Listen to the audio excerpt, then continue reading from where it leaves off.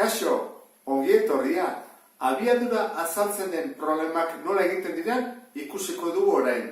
Eta hortarako bi gauza jakin behar dituzu. Lehenengo, formula zein den, abiadura berdin bidea zati denbora, edo espazioa zati denbora, eta bestetik bi motatako abiadurak daudela.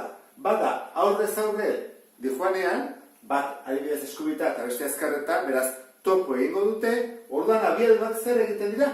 Batu. Eta beste batzutan, dijoa bat bestean atzetik, harrapatu nahian. Hori da, harrapatzeko abiadura. Zer egin behar dira abiadurak? Kendu ikusteko, noiz iristen den, edo zenbat denbora behar duen, harrapatzeko batek bestea. Atzekoa azkarrago bale badejoa, noski. Baina badejoa polikiago ez du inoiz harrapatuko. Orduan, lehenengo problemakin. Korrikalari bat, Arbizutik Irurtzunera doa 10 km orduko abiaduran. Eta txirrindulari bat, bide beretik, Irurtzundik Arbizura 20 kilometroko abiaduran. Orduan, esmatezkigute bi abiadura. Korrikalaria dijoala 20 km orduko, txirrindularia 20 km orduko. Ezta? Bi herriak, 18 kilometroko distantzira baldin badaude, orduan, bi herriak distantzia baldin badute, eta biak une berean irtetzen badira, adibidez goizeko 9:00 edo goizeko 10:00, biak momentu berdinean, zenbat denbora beharko dute topo egiteko. Zenbat denbora, hau da galdetzen digutena. Orduan, jarriko dugu formula. V berdin, espazioa, zati, denbora. Zenbat da denbora galdetzen digutena da? Zenbat da bidea, tartea, 18 kilometro. Horrango badakigu espazioa, egin badutena 18 kilometro direla. Horan jakin badugu, abiadura. Zer egin badute? Aurrez aurre, edo batek beste harrapatu behar du. Aurrez aurre. Orduan, abiadurak gehitu egiten dira, batu egiten dira, asko zaundiagoa da. Orduan, goazen egitean, baten abiadura zen bada, 10. Eta bestea, 20, beraz, aurrez aurre dihoazte, 30 kilometro orduko abiaduran. Goazen, bi hauek ordezkatzea, zen bada 30, espazioa zen bada 18, eta denbora da, galdetzen digutena. Egina dago proportzioa. Orduan hau egiten da, zatitzen dagoena bidertzen pasa, eta bidertzen dagoena zatitzen. Zuzenean egin daiteke, aldatu daiteke eta kitxo. Orduan, zatiketa bat egin badugu. 18, zati 30.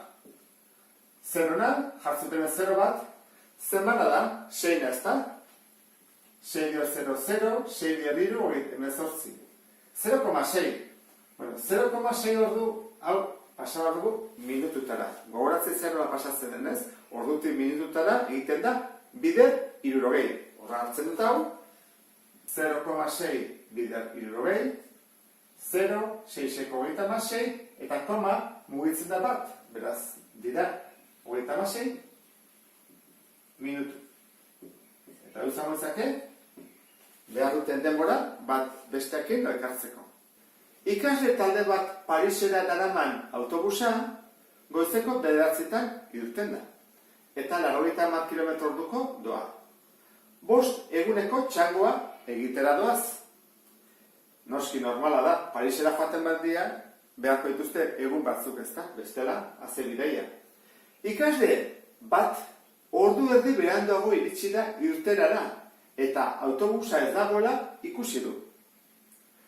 Beraz, iritsiko zen 9:00 aldea, ezta?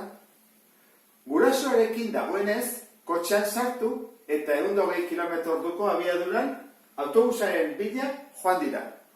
Orduan, harrapatu behar dute. Zenbat denbora beharko du automobilak autobusa harrapatzeko?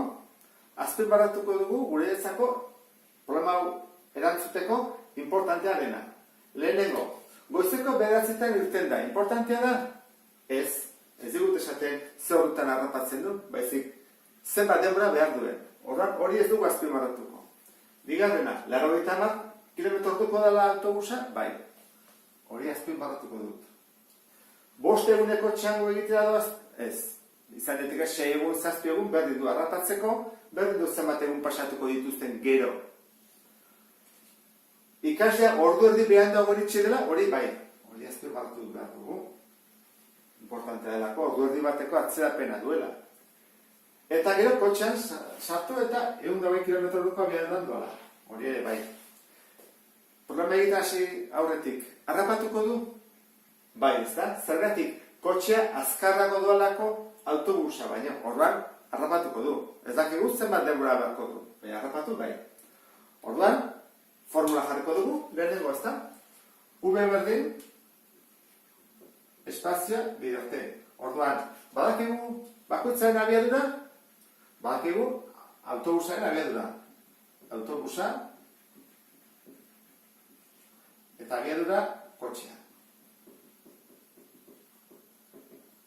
Autobusaren abiadura badakigu zenbaden, 80 km/h.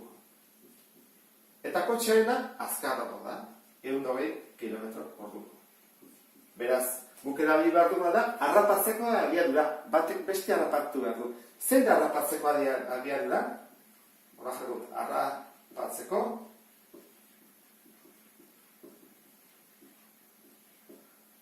V, 120 ke 80. Beraz, 80 km/h. Ordu bakoitzean, 30 km bakarrik entzen ditu, gutxi ez da? Denbora desente batko du. Guazen egitea orduana, formula abiadura berdin, espazioa edo bidea, zati denbora. Badakigu abiadura, harrapatzekoa, bai. Bidea ez dakigu. Orduan, bidea jakin behar dugu. Zenbat ateatzen dion, hola jarriko dut, hemen bale badago kotxean, autobusa hemen dago. Eta Paris, hortik, ez da?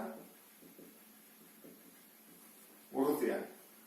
Zer badago, emerikonean, zer distantzia. Hortarako zer egingo dugu, erabiliko dugu formula berriro. Guazen egitea, abiadura berdin, espazioa zati denbora. Autobusa zenbatera doa? 80 km/h. 80 berdin. Espazioa ez dakigu, hori da gu jakin behar duguna, eta zenbat denbora pasadu kotxea ate arte ordu erdi bat. Ordu erdi bat orduan, hori nola jartzen da 0,5, ez da? 0,5. Beraz, zenbat kilometro egin ditu? Zatitzen dagona bidertzen. Da, 80 bider 0,5, berdin Bueno, erdia, 45 kilometro. Beraz, hemendik horrean daude 45 kilometro. Kotxea atearen erako autobusaia dago 45 kilometrotara. Oso urruti. Hendaiatik aurrera. Horren bai dezakegula problema.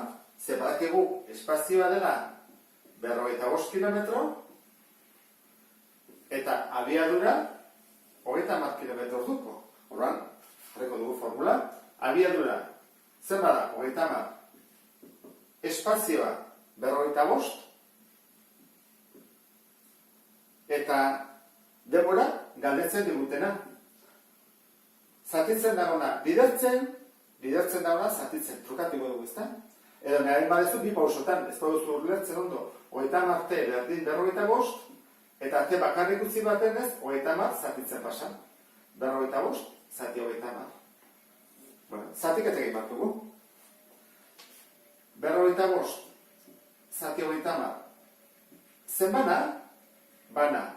5, bat. Orain, zatitzen jarraitzeko, koma jarri bat dut.